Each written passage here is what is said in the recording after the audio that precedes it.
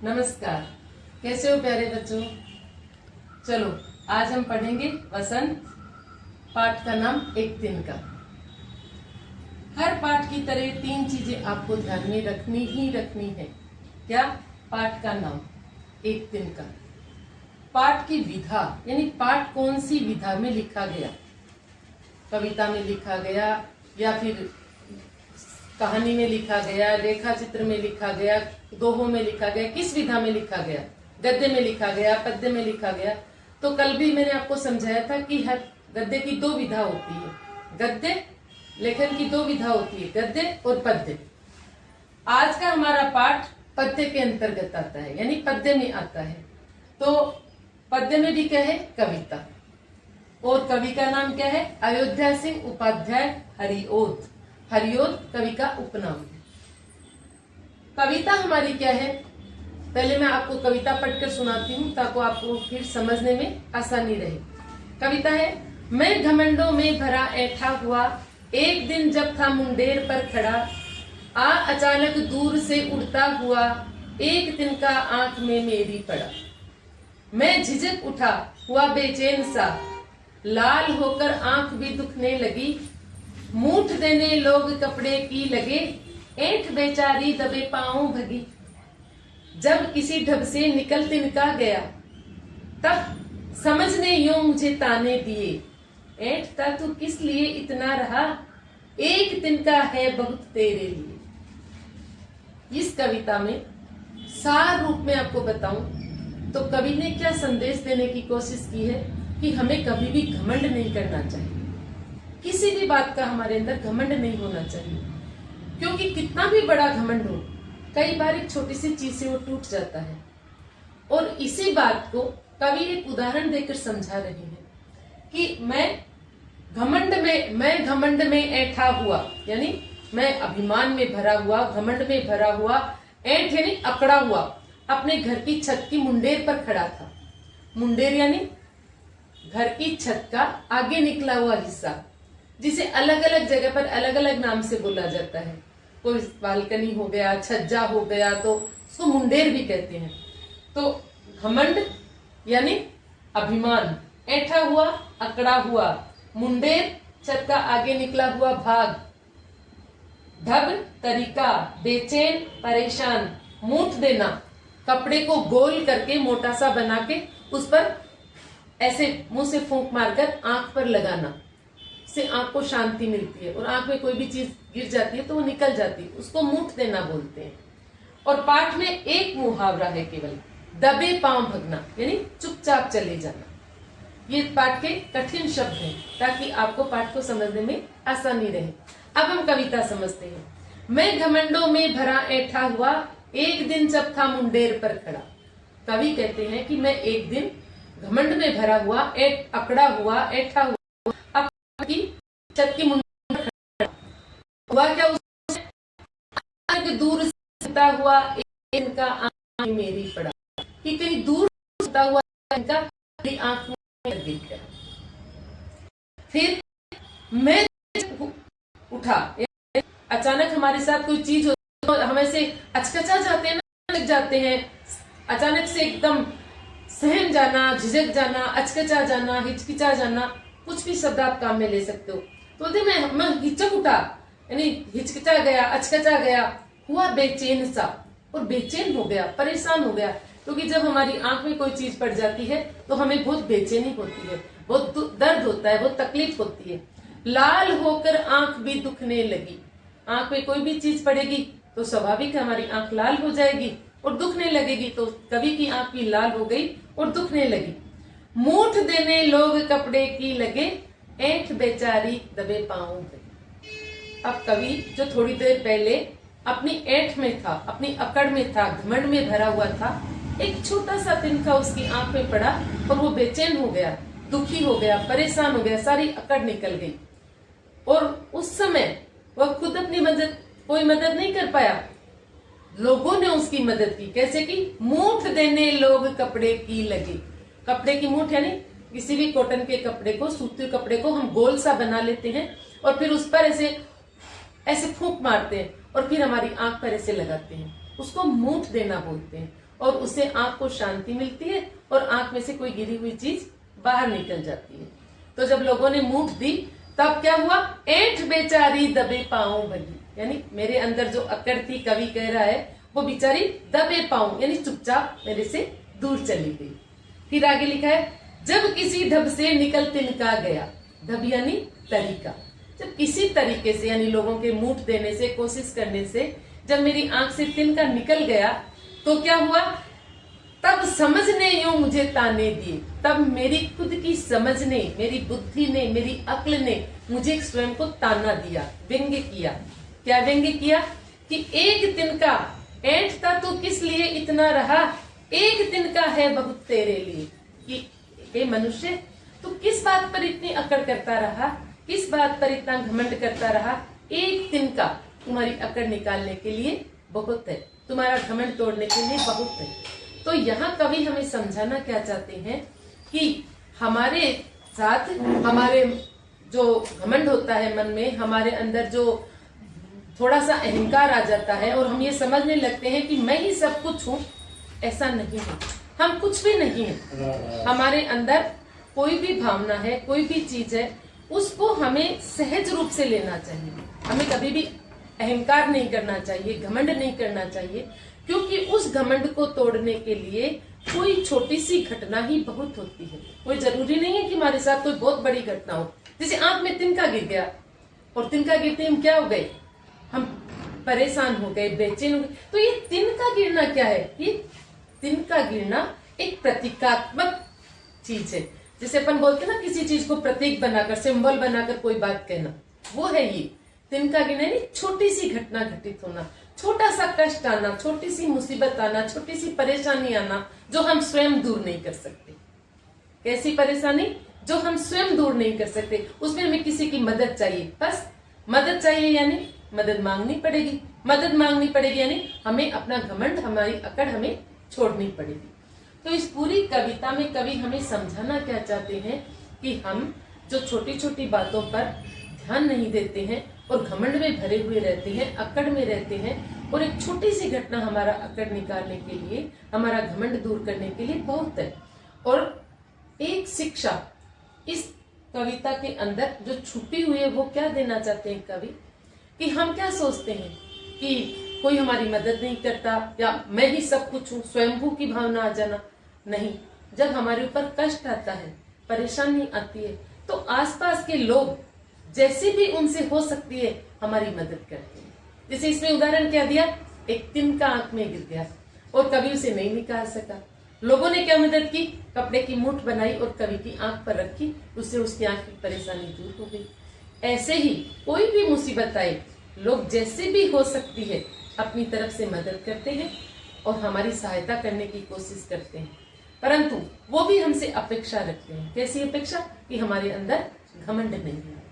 ये था कविता का अर्थ और भावार्थ। अब इसको लिखने का, पढ़ने का तरीका क्या है, ये लिखा कैसे जाता है। तो लिखा जाएगा, तो जैसे हमने पहला पैराग्राफ लिखना है, तो पहला पैराग्राफ लिखना है तो हम उसको क्या लिखते हैं, उसको लिखने का तरीका क्या है, हम लिखेंगे संकेत, संकेत। और फिर पहला पैराग्राफ शुरू कहां से होता है, मैं घमंड हूं, तो मैं, और फिर डैश डैश डैश, लास्ट का शब्द क्या है, पढ़ा, तो ये पढ़ा, ये संकेत। फिर हम क्या लिखेंगे, प्रसंग। लिखने का तरीका ये है। प्रसंग में हम क्या लिखेंगे कि ये जो कविता है ये हमारी पाठ्य पुस्तक, उसमें पाठ्य पुस्तक का नाम कंपलसरी है देना, आवश्यक है देना। ये कविता हमारी पाठ्य पुस्तक वसंत भाग 2 की कविता एक तिनका से ली गई है, जिसके कवि अयोध्या सिंह उपाध्याय हरिओद है। ये क्या लिखेंगे, प्रसंग में लिखेंगे। और फिर क्या आएगा, व्याख्या।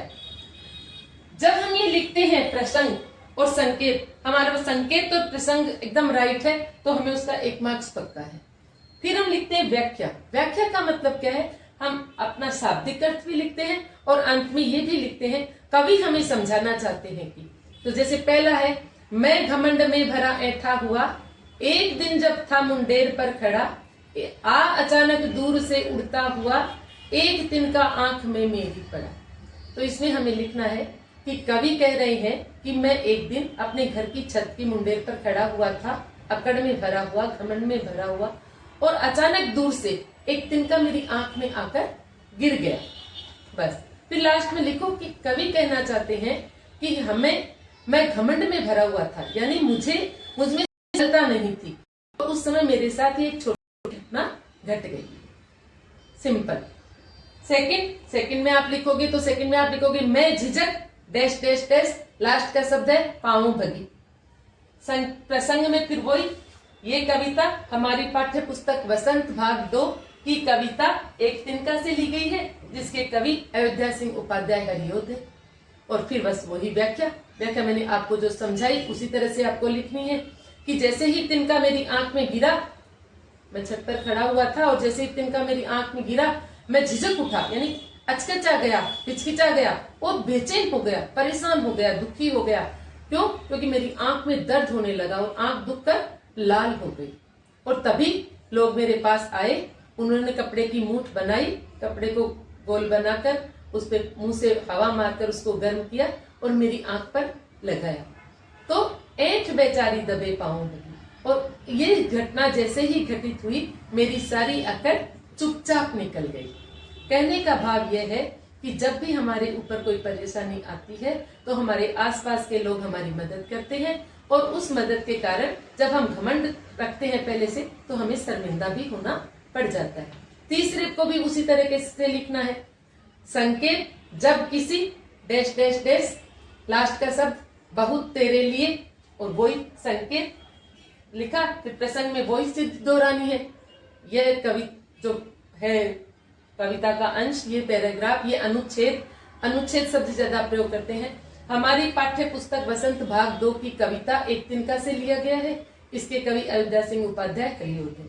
और फिर व्याख्या में वही चीज हमने जो आपको मैंने पहले समझाई, एक बार फिर आपको शॉर्ट में समझा देती हूँ कि जब किसी भी तरीके से कोई भी साधन अपनाने से वो तिनका मेरी आंख से निकल गया, तब मेरी समझ ने, मेरी अक्ल ने, मेरी बुद्धि ने ही मुझे ताना दिया।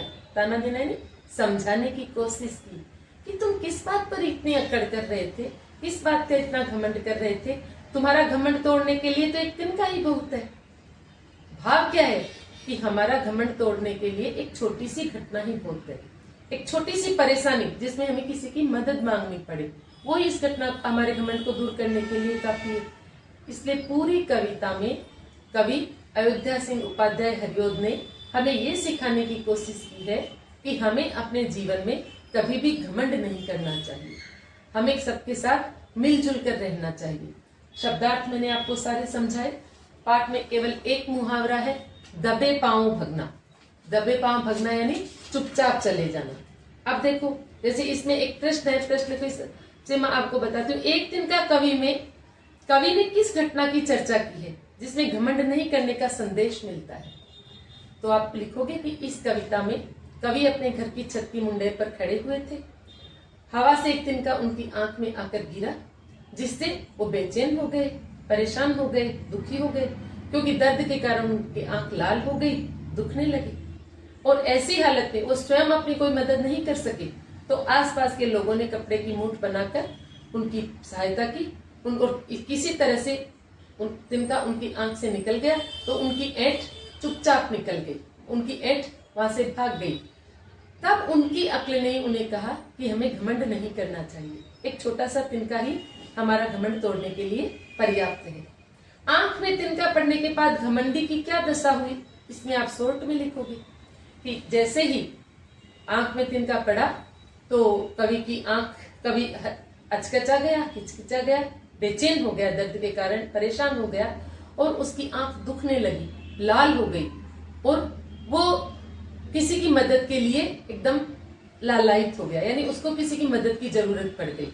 तब लोगों ने उसकी मदद की। फिर है घमंडी की आंख में तिनका निकालने के लिए आसपास के लोगों ने क्या किया? तो एकदम सिंपल है, लिखा हुआ है अपनी कविता में कि आसपास के लोगों ने क्या किया। जब कवि परेशान हो गया, कवि की आंख लाल हो गई, दुखने लगी, तो आसपास के लोग इकट्ठा हुए, कपड़े की मूठ बनाई, कवि की आंख पर लगाई और उनको बोलते ना प्राथमिक चिकित्सा देने की कोशिश की, उनकी मदद करने की कोशिश की, और इससे इस तरीके से उनकी आंख से वो तिनका निकल गया। कवि की परेशानी भी दूर हो गई और कवि की अकड़ भी दूर हो गई। कवि को ये समझ में आ गया कि मुझे जीवन में अकड़ नहीं करनी चाहिए। तो एक इसमें 2 लाइन दी है कि एक तिनका कविता में घमंडी को उसकी समझ ने चेतावनी दी कि ऐंठता तू किस लिए इतना रहा, एक तिनका है बहुत तेरे लिए। और कबीर जी की लाइन दी है, तिनका कबहु न नींदिए जो पाव तले होए, कबहु उड़ी आंखन परे पीर घनेरी होए। तो बताया कि इन दोनों में क्या समानता है और क्या अंतर है। इसमें ये अंतर है कि इसमें कवि अकड़ में भरा हुआ है और वो किसी को कुछ समझ नहीं रहा है, अपने आप को सब कुछ समझ रहा है। और एक तिनका उसकी आंख में आकर गिरा और उसकी सारी अकड़ निकल गई। वो परेशान हो गया, दुखी हो गया, उसकी आंख लाल हो गई। लोगों ने उसकी मदद की और उसकी आंख पर मूठ देकर उसको एकदम प्राथमिक चिकित्सा देकर उसको उसकी परेशानी दूर करने की कोशिश की। ये तो पहले दोहे का अर्थ है। दूसरे में कबीरदास जी का क्या अर्थ है कि कबीर घास न नींदिए, नींदिए यानी पैरों से कुचलना। कि जब हम चलते हैं, कई बच्चों में भी आदत होती है, वो घास के मैदान में खेलते हैं तो घास को ऐसे रौंदने लगते हैं, तो कहते हैं घास को कभी रौंदिए मत, नींदिए मत। क्यों? क्योंकि वही घास कभी जब हवा चलती है तो हमारी आंख में आकर पड़ जाती है और हमें बहुत दुख देती है। जब हम रौंदते हैं घास को, वो तो क्या है, गीली घास है, कुछ नहीं करती, पर जब वो सूख जाता है तिनका हमारी आंख में पड़ता है तो हमें बहुत ज्यादा पीर घनेरी होए। पीर यानी पीड़ा, घनेरी यानी ज्यादा। इसमें अंतर क्या है कि वहां तिनका आंख में आकर गिरा, मतलब परेशानी आई और हमारा खुद का घमंड था वो दूर हो गया। ये संदेश। दूसरी में क्या है कि हमने तिनके को रौंदा, यानी हमने तिनका, यहाँ वहां तिनका किस बात का प्रतीक है मैंने आपको समझाया। कविता में एक शब्दार्थ होता है, एक भावार्थ होता है। हमारी इस कविता में तिनका क्या क्या अर्थ है? परेशानी आना, छोटी सी तकलीफ आना। कबीर जी के दोहे में तिनके का क्या अर्थ है? छोटा आदमी। कि कभी किसी आदमी को छोटा समझकर, उसको अपने से नीचा समझकर उसको कभी अपमानित मत करो, उसको परेशान मत करो।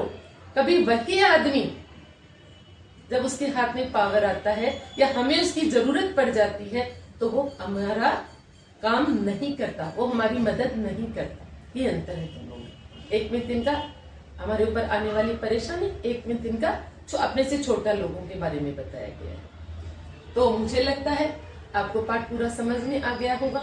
फिर एक समरी कर देती हूँ। पाठ का नाम एक तिनका, पाठ की विधा कविता, कवि का नाम अयोध्या सिंह, उपाध्याय हरिओम। ये चीज आपको एकदम याद होनी चाहिए। यहाँ से आपके एग्जाम में 1 या 2 मार्क्स सबसे निकल जाते हैं। फिर शब्दार्थ, घमंड, अभिमान, ये सब आपको याद होने चाहिए।